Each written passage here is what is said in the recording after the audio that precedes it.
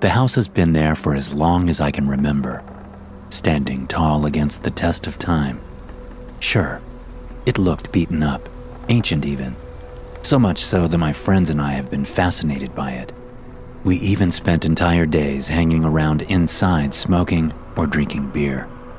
The paint had been peeling off at an accelerated pace in the last few years, and when it all came down, I noticed there were scratch marks all over the interior walls. There were also faces scratched on those walls. Some were happy, some were sad, some were angry, and some were evil. Their wretched eyes staring deep into mine made me shiver with unease. The faces were chaotically contorted with either disgust, fear, or anguish that spread throughout the room, filling it with dread. It was a feeling of not belonging, of something out of this world, a plague that came here to haunt the living and twist their minds into dark despair. I stood still, in silence. The first time I saw them, just watching and observing. All kinds of scenarios went through my head. Why were they there? Who painted them? And for what reason? Was it all just a joke, meant to play with the minds of those who laid eyes upon this grotesque imagery of hellish creatures? This house always had a bad reputation. The townsfolk warned the kids in town to stay away from it during the night because weird things happened there. But, of course, I had my reservations about that. Most of the time, it's just make-believe with these types of scary stories. The adults like to play games and blow things out of proportion to conceive a silly story. One of these stories is about the name of the house, or rather the name of the street it's located on, Candy Cane Road. The houses in that neighborhood are all new and inhabited by people with good reputations, respected, and well known in our town. The old townsfolk say that a very long time ago, a few kids in town went trick-or-treating on a Halloween night. Of course, everyone told them not to go to that house after dark. Yet, they did go. They disobeyed what their parents told them. No one ever found the kids. The only thing the search and rescue parties found was a candy cane smashed all over the street and lots of blood that adorned the candy. They looked at the house that stood like a menace in the dark, just watching them, observing them, and studying their every move. The wind shrieked in the hollow darkness, and some people said they could hear the children's cries tearing through the fabric of the night. The candy cane has always been associated with Christmas time, and so many people never understood why this particular type of candy had been found on a Halloween night. I can't imagine what it must have been for their parents, heartbroken, not knowing what happened to their children, and how they died that way, empty and alone, and without being able to say goodbye. They only buried cold and empty coffins. Maybe those drawings were made by the children before they vanished, or perhaps they were made by whatever or whoever killed them. Maybe it was a ritual murder, a sacrifice to old, demented, ravenous gods. I jumped when I felt a hand squeezing my shoulder. Whoa, easy there, buddy. What's gotten into you? Tommy asked.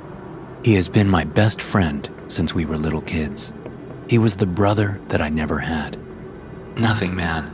Sorry. It's just these drawings. They are hypnotic. Scary little monster faces. Repulsive, don't you think? I asked him, beads of sweat coming down my temples. What? What are you talking about? The drawings on the wall, I said, turning to face the now blank wall. They were here just a second ago. The scratches and the monsters, Tommy. Dude, get off your trip. Did you smoke something before we got here? He said, inhaling air and coughing after. No, man, I said. My fingers began shaking, and my knuckles hurt. It was as if small vices were placed on each knuckle, and an invisible force squeezed tighter. I wondered if they would explode, and imagined blood and bone jumping all over my face and on the walls. John, snap out of it. Let's drink a beer. Ah, shit. I forgot my cigarettes at home. Can you spare one, please? Tommy asked, wiping saliva from the right corner of his mouth. Stop lying, Tom. You rarely have cigarettes. You always ask either me, Kevin, or Joey over there. But they're too ashamed to say anything. So I think it's time to start buying your own, dude. Here, this is the last one, I said, reaching in my jacket side pocket for the pack. I pulled 2 out, one for him and one for me. He placed it in his mouth. Well, if you're giving me to eat, at least give me a goddamn spoon to eat it with, he said, raising his hands in the air. I let out a sigh and lit his cig. You, Tommy. We both laughed it off and went to Kevin and Joey. They were already smoking, laughing, and belching from the cheap beer they had already downed. Guys, our boy Johnny over here said he saw monsters on the walls, my best friend said. He burst out in laughter. Joey laughed too. Kevin didn't. Well, I saw them too, Kev said, flicking his cigarette. What's there to laugh about? I didn't, said Joey, letting out the loudest burp I had ever heard. It was demonic. Well, the wall's empty. No paint, no drawings, nothing, Tommy said, puffing his freshly lit cigarette. And scratch marks too, I said, still thinking about the monstrous, contorted, and twisted devilish faces. The sunset was near, a fiery orange hue with a dash of bright pink and wavy yellow light colored the sky above. They intertwined, delivering an otherworldly spectacle. It was such a formidable sight. Top that with the light summer breeze and the rustling of leaves, and there it was, a perfect picture painted by Mother Nature herself. That was on the outside, lively and beautiful, a view that made up for 1,000 words. Yet, inside the house, the silence was all too pressing. It was morbid even, and it felt like we were on the precipice of seeing things we were not supposed to see. It felt like being in a tomb. All right, let's head out. It's going to be night soon. We are not supposed to stay here after nightfall, said Kevin. We were heading out to the main entrance when it started happening. The scratches and the faces appeared again. It looked like spirits were just drawing them. Holy f***ing shit, Joey said, frozen in place like a statue. What the f***? The drawing got faster and louder. The scratching noises were unbearable, and we all covered our ears. What the hell is going on? I screamed, and before we all knew it, it got dark outside. Pitch black, a blanket of darkness sprinkled with tiny, shiny white dots. Hey, hey, hey, hey. A choir of otherworldly voices called for us. We all turned and saw 4 children, just about our age, 3 boys and 1 girl. Their clothes were tattered and torn, and they looked to be in the worst shape of their lives. Each of them was standing in front of each of us. Then they all placed 1 finger against their lips, as if instructing us to stay silent. Don't move. Don't speak. Try to breathe as little as possible. He can't see you. He can only hear you. It won't be long now, one of them said. His neck was swollen and bruised. Another boy had his neck cut open from side to side, yet he was still alive. The girl was white as a sheet, and her eyes were gray and sad. When she spoke, I could hear her choking faintly, like she had water in her throat. The last boy had blood coming out from his temple, and it became thick as it stopped running. Then I remembered what the townsfolk said. I remembered why it was called Candy Cane Road. I remembered everything. The story, the missing children. It was true after all. Everything was true. I was all choking up, trying so hard not to shed tears. The kids came even closer to us. Here, this will hide you from him, the girl said. Then she gently touched the bleeding temple of the other boy. She rubbed the blood against each of our foreheads, and I felt the heavy liquid sticking to the center. I looked at her, and she saw me. It's okay, don't cry. It's okay. He can't even smell you if you wear this. He doesn't like dead flesh and blood. He likes it young and fresh, that evil bastard. I was too terrified to talk. I tried. I really did, but I was choking up so bad before I could even say a single word.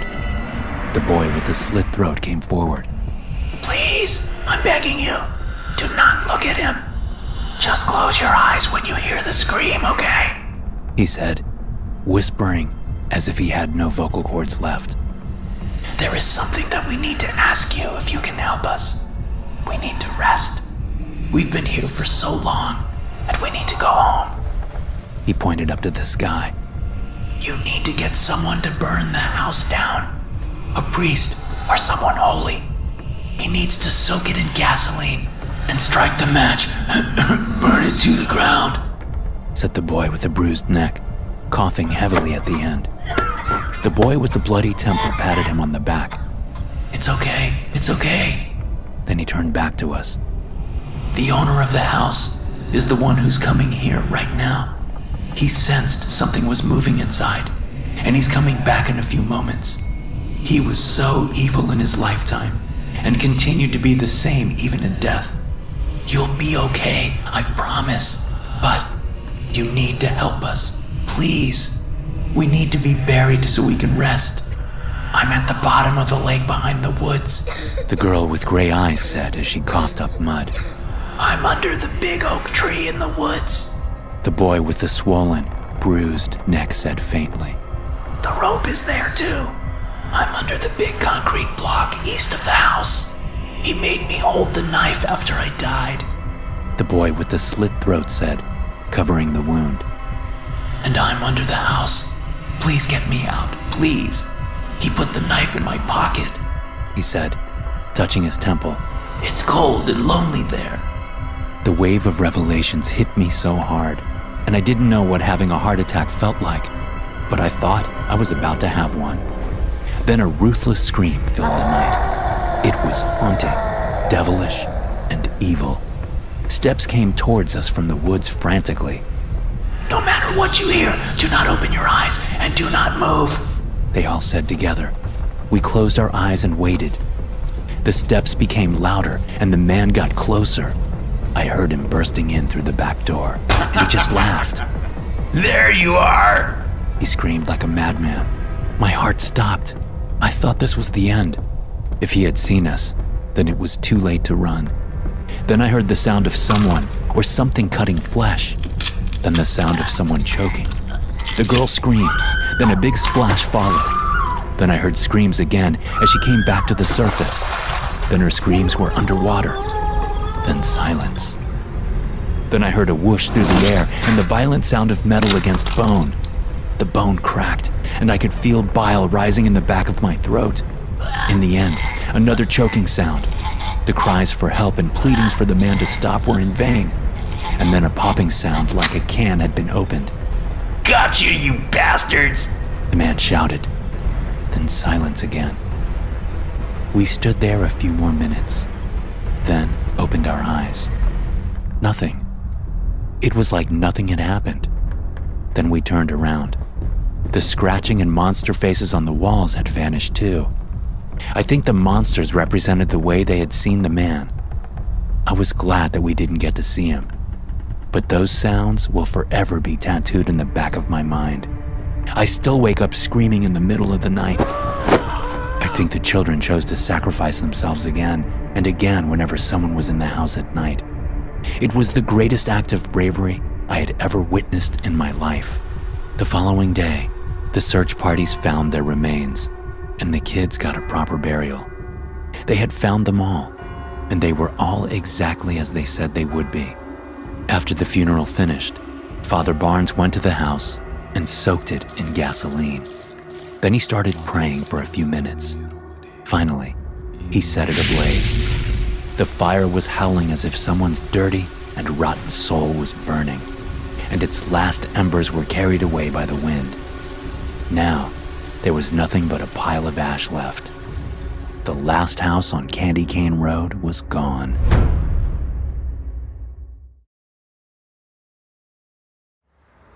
I have lived in this town for the majority of my life. My family moved here when I was only 5 years old. Mom and Dad came here in search of a better life. Mom worked as an accountant. Pops worked for a big company that wanted to make the city livelier, and so they decided to build a shopping mall and a few other attractions. One of those other attractions was Frankie Fiend's Funhouse. It was a haunted house type of attraction meant to give kids the scare of their lives. It had ugly demons that jumped on you out of nowhere. It had skeletons falling from the ceiling. It had witches laughing and grabbing your foot while you passed by. It had furry werewolves who ate fake plastic meat. My favorite was the Hell Ride Carousel. It was a mini carousel meant to take you to the depths of hell where all horrors were unleashed upon your body and mind. It was fun, and a friend of mine pissed his pants there one time. But there was another thing. The secret bloody room. That's what they called it. It was supposedly something that very few people had known. It was more like a game inside. You had to play and win big prizes, big money prizes. Although I knew the fun house inside and out, I didn't find out about the secret bloody room until I was 15. The thing is that it had pissed me off a little. Not knowing about it, I mean. I had beaten every game in that house, and not for a second did I know about the secret bloody room. My friends and I really loved going there. It was entertaining. One night, when we were about to enter the house, we were greeted by a rather peculiar individual. Hey there, kiddos! The man exclaimed, bowing to us as if we were kings. My name is Frankie. Frankie Fiend at your disposal. And this is my house. I have seen you quite a lot here. You must really like it, huh? I stared at him. He wore a white mask, the kind you see in those horror movies with strange cults. He also wore white gloves and a black suit, and none of his skin showed. Yeah, I guess. We like hanging around here, I said, still inspecting his odd outfit. He then pulled a stack of money from his pocket. Well, I'm happy to hear that. A little birdie told me you would like to go and see a certain room. Is that so?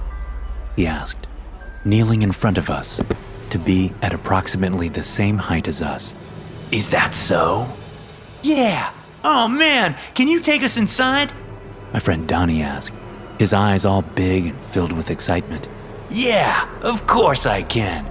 It's my house after all. Frankie Fiend said, clapping his hands and laughing. Look here.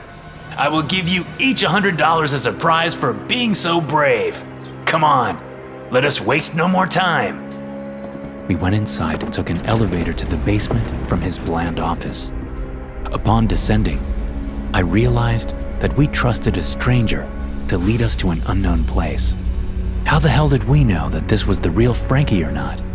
We hadn't even seen him once in real life, let alone without a mask. The elevator finally finished its descent.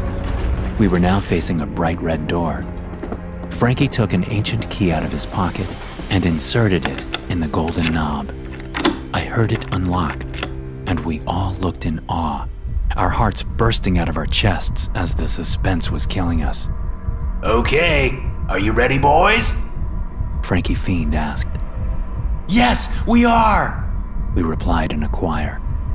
He turned the knob to the left and pushed the door open. But what was inside that room left us speechless and unable to cope with the view. There were countless cages and glass jars and old books inside. In those cages, there were creatures that neither of us had ever seen before. I don't think they were even known to man as legends, because I had never read anything about them. And I used to read a lot back then. I saw what resembled a Wendigo in one of the cages, except it could speak. He asked Frankie to let it go, but Frankie just shook his head. On one side, there was a small glass pool, and a creature with 3 tails and 3 heads swam around, constantly hitting the glass. It was all covered with scales and spat a green liquid that seemed very acidic. In those jars, Frankie had different small fossils and bones and skulls. There was a colossal bat skeleton. I thought it was prehistoric or something like that, except it had horns and fangs. Frankie took his mask off. Underneath, he wasn't a human being. We were frightened at this point for our lives and sanity. He had green skin and scales. His tongue was split at the top, just like that of a snake. His eyes were yellow, and he blinked vertically. Don't be scared of me. I didn't choose to be like this, kids. What I did choose was to fight and kill these things that threaten the balance of the world. They squirm about under the earth and wait silently in the woods and mountains to attack. They want to destroy this world, take hold of it, and make it their own. I was like you once, you know? A human, he said, sighing. What happened? I finally mustered the courage to ask him. One of these things bit me deep down in the jungle. We were on a mission, and all my colleagues were murdered violently and eaten right in front of me. They wanted to make an example out of me and sent me home with this curse in my veins, he replied, squeezing his hands harder and harder with anger. What things? Donnie asked. The lizard people of the jungle. They live in the darkness, waiting for us to cross their path. They made me eat something. I don't know what. I turned into this overnight. I have been trying to find them ever since, but with no success, Frankie said, his voice cracking. I had a wife and 2 beautiful kids. You remind me of them. That's why I invited you here, he said. You were the first humans I let in here. But why? I asked. I am getting old, and I need to pass the torch. In 10 years or so, I will be nothing but bones and dust. Here, drink this. You'll see the world clearer, he said, taking a vial of green liquid out of his interior pocket. We all drank the liquid and started hearing faraway voices, our senses all sharpened. I took a few steps back and got too close to the Wendigo-like creature's cage.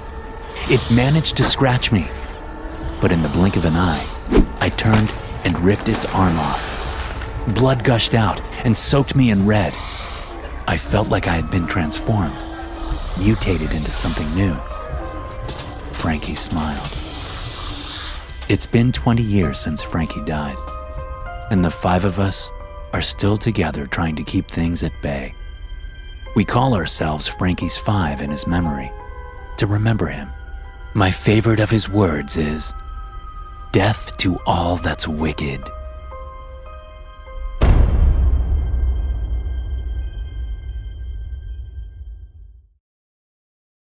A weird family bought the house across the street from me. Something's very wrong with them. The empty house, that's what we called it. With each passing day, the house decayed more. It looked like everyone rejected it, not wanting to move in. It was dying of loneliness and didn't have a loving family to take care of it. But that changed a few weeks ago. The cleaning and renovating crews came in first. Then, the interior design team. The furniture looked expensive and old, ancient even.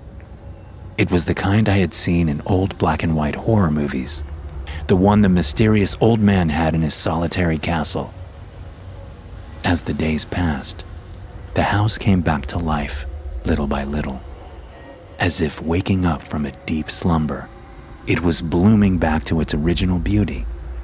I watched the process of revival almost every day, fascinated by how the house was changing.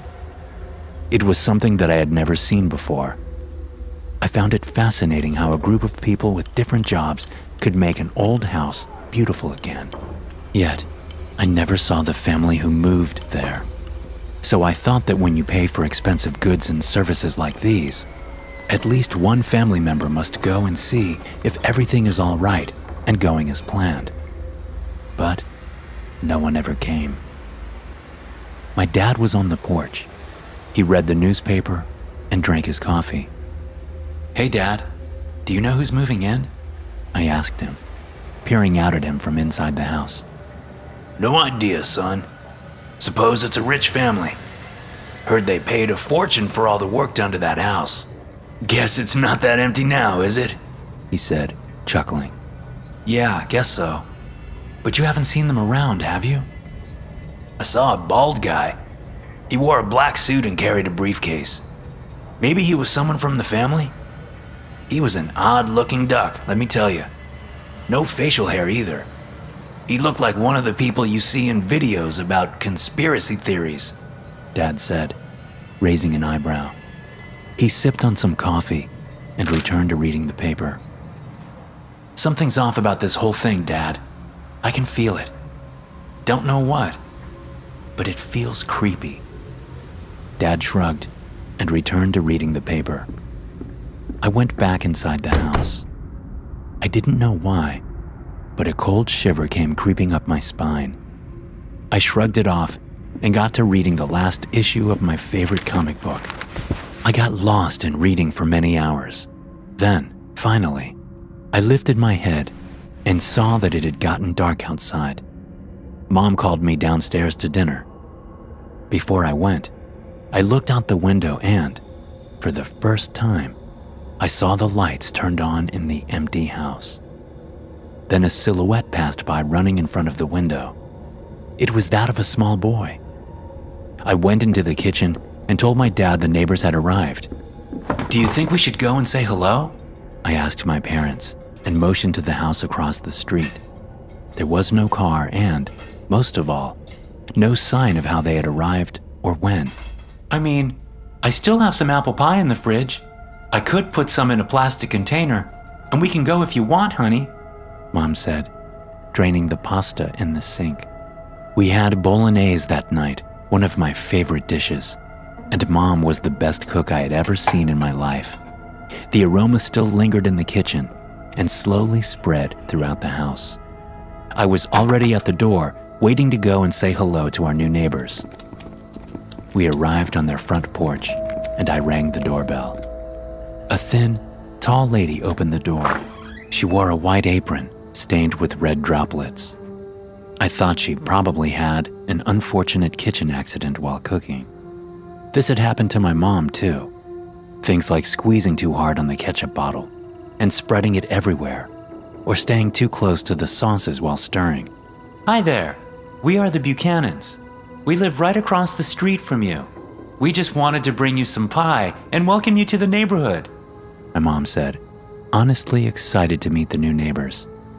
The woman glanced back. She looked uneased, not scared, only startled. She began biting on her nails. There was a faint clicking noise somewhere in the house. I didn't know if they were eating or if it was something else. Hello. We're the Millers. Sorry, but now is not the right time for a visit.